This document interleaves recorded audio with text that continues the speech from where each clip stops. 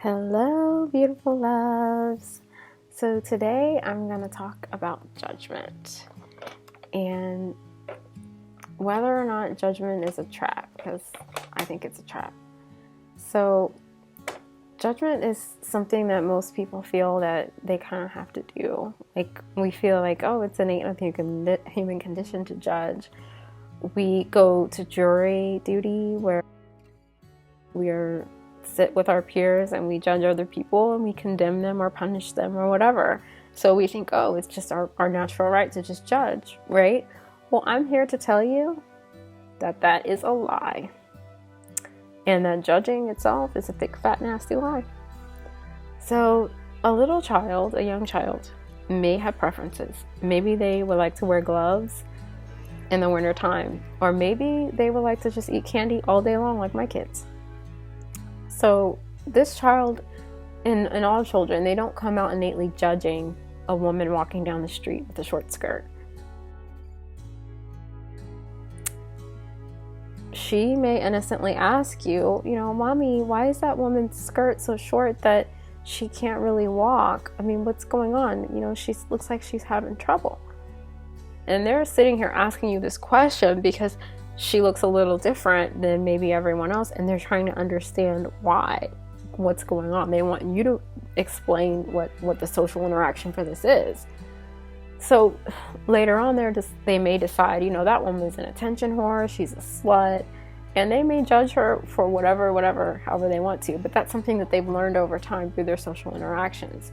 So what really happens is that we start to associate things that we hear and things that we see with characteristics, and more importantly, with negative feelings and emotions that lower our vibration.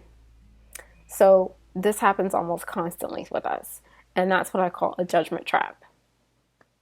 I still catch myself doing it. Usually for me, it's not even a fully formed thought. It's just a feeling of aversion that emits from my being in a response to something that I have judged.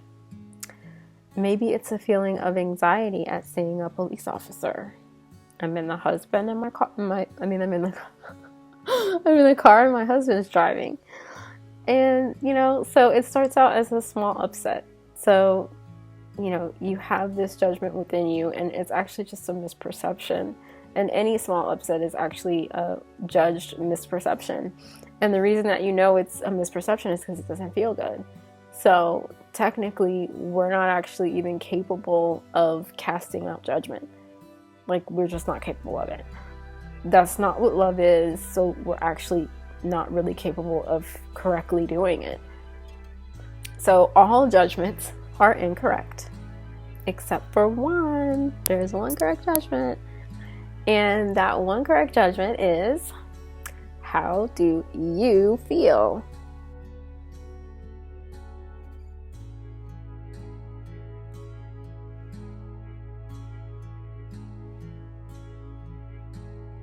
So that's the only thing you can judge.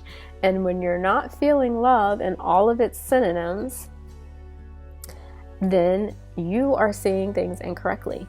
So that's really all you gotta know. If you're not feeling the love and you're not feeling everything, then you're not seeing things right. So how do we avoid judging? Well, it's been programmed into us. And we do it often, and we do it almost automatically. It's actually what makes this whole entire world seem solid and heavy, especially heavy. So the most effective way that I found to deal with judgment is to first notice the judgment within you. So in my example, I'm riding in the car with my husband, and I notice a police car pull up behind us. So the first thing I would do is just, notice it. Notice the feeling that I'm feeling within me, and it doesn't feel good.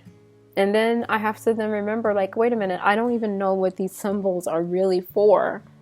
I don't know what anything is really for. And then you just breathe it in and breathe it out and release it to the one that knows what all this is for, because love knows what everything is really for. We don't know, but love knows. So trust is actually needed in love to really move fully past judgment. And you think, is it really that simple? Well, it is really that simple. If you have the trust, it really is that simple. But we use judgment in our separated state. We use it as a means to understand everything. So it's like we judge and we label, because if without that, we feel like we don't know what anything is, because all these symbols, you know, a little kid doesn't know what anything is, so they're asking for you to tell you what the symbols are. We use judgment as a means to make ourselves feel better about all the symbols. So the fact of the matter is, though, the more that you have it, especially those negative ones, the more that you're attracting it to you. So the more fear you have, the more fear you attract. So the key is you have to let go of these judgments. You have to be able to let go of all this anxiety within you in order to have a peace of mind that is your inheritance. So good luck with that, and from my heart to yours, peace.